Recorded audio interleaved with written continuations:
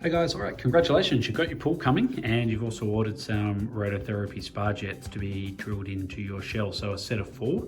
So if your pool is traveling over 100 kilometers, then the spar jets and hoses won't be fitted as we've discussed, and that's to stop any potential rattling or vibration, loosening those fittings and then causing you some problems down the track. So the other side is if your pools come with another shell, it's been stacked inside, or another shell stacked inside of your shell, and you can't have the fittings in there. So that's why you'll have your pool arriving with the holes drilled, but the fittings will be in a box. So the spar jets themselves are pretty straightforward. You'll notice there's 2 nozzles on the back of the spar jets. The bigger nozzle, the 40mm nozzle, that is your water line. And then you'll have the smaller nozzle, which is your 25mm line. That is for your Venturi. And your Venturi is something that looks a little bit like this. So don't worry about this bit of pipe, that won't be there. But basically your Venturi valve is what you do to open and close, and that allows air to be drawn into the water as it's coming through out of your spar jet, and it adds to the massaging function of the spar jets. A much nicer experience for you. So we have to fit it, and what you're going to have in your box is one of these, and you're probably going to have 2 of these. They might already be sitting there fitted onto this, but they might not be.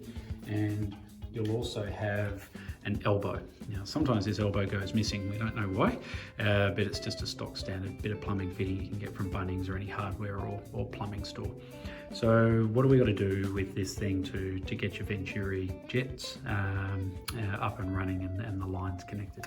So first thing with this is an 8 nozzle fitting, but you've only got 4. Some people do get 8, so what we need to do is sort out what these spare 4 we're going to do with those, and what we're doing with all the other parts as well. Alrighty, so let's get rid of the bits that we don't need. So this part here you don't need, so that just goes on there, and you're going to break off a couple of these bungs that are here, and you're going to put them in these nozzles. Another word for these nozzles is barbs, and glue that in, and glue this onto here, and you're not going to do anything further with this. At this end here, you're also going to block it off as well. It's not needed. So suggestion there is get a little bit of pipe that goes in here and just leaves a little bit of a gap about here. I'll show you an example in a minute.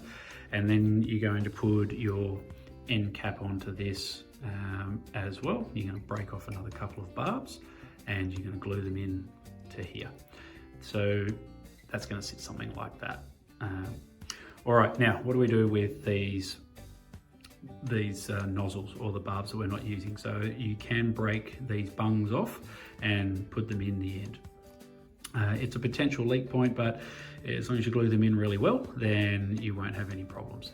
The alternative is you get some pressure line, and then you just cut a piece off and you join it from this part and up and over onto this, and I'll show you an example in a second. And you do the same for these 2. So you've effectively blocked off these 4, and that leaves the 4 lines here that the air line is going to join onto, so 1 for each spar jet. All right, so once you've got that done, then you're going to be fitting your Venturi valve. So very easy to fit the Venturi valve. That's going to go on the pool side, and then you've just got a collar that's going to go onto the back of it. Obviously, anything that you're fitting to the pool, it is going to be backfilled. It's going to be in the ground, so make sure you get a lot of silicone and sealer on everything that you're doing. You don't want to discover any leaks. So this one, you're going to grab your elbow. You're going to put that on the end, and then your Venturi valve it's going to be sitting a fair bit further up in the process. But just to give you an example, this is your Venturi valve. This is the pipe connecting to your Venturi valve sitting in your pool, and then this is going to come into the manifold, and it's going to sit like that. So how should it look when it's all done? Let's take those off.